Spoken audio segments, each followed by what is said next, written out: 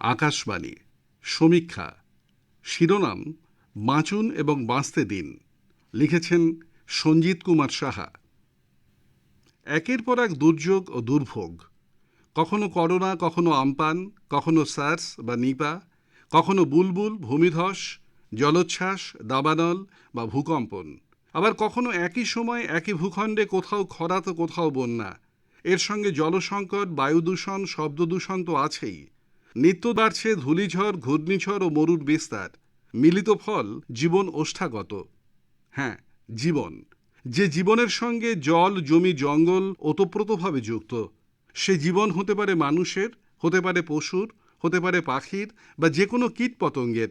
তাই দুর্যোগে শুধু মানুষ নয়, বিপর্যস্ত হচ্ছে প্রকৃতির কোলে বেঁচে থাকা সবাই, প্রতিটি জীবন, প্রতিটি প্রাণী।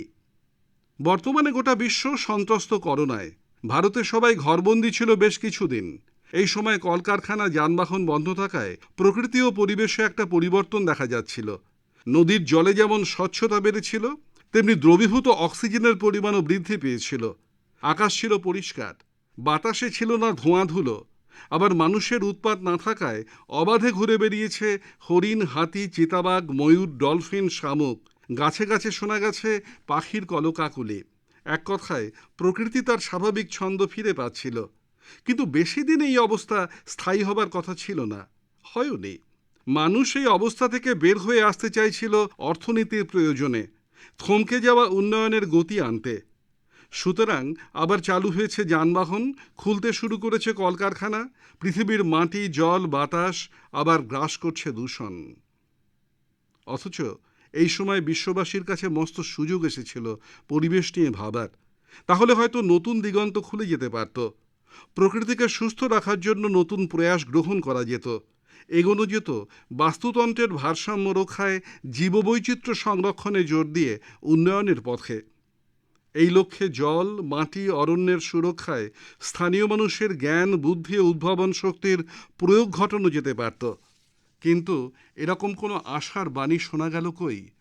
আমাদের দেশ ভারতেও কেবল অর্থনীতির গেল গেল রব তুলে আগের অবস্থাতেই ফিরে যেতে চাইছে সবাই।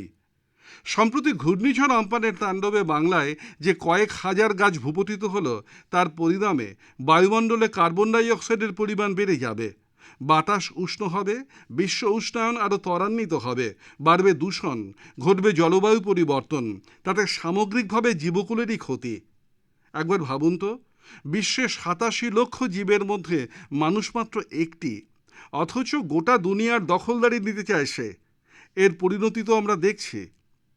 ঘন ঘন দুর্যোগের কারণ তো একটাই, প্রকৃতির সঙ্গে যথেচ্ছাচার, বনজঙ্গল ধ্বংস করা, সবুজ কমে যাওয়ায় জঙ্গলের প্রাণীরা লোকালয়ে চলে আসছে, মানুষের সঙ্গে তাদের সংঘাত বাড়ছে। কেরালায় বিস্ফোরকপূর্ণ ফল খেয়ে গর্ভবতী হস্তিদের মৃত্যু এর প্রকৃষ্ট উদাহরণ।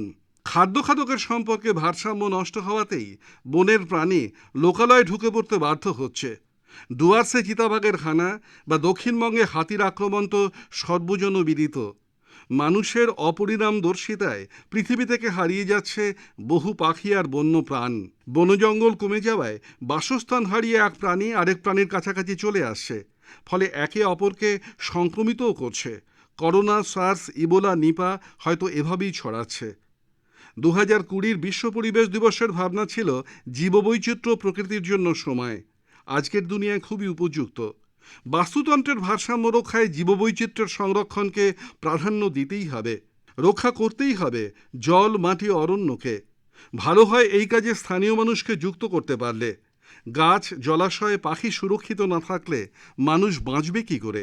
প্রকৃতি ধ্বংস হলে, জীববৈচিত্র্য না থাকলে বাস্তুতন্ত্রই তো ভেঙে পড়বে।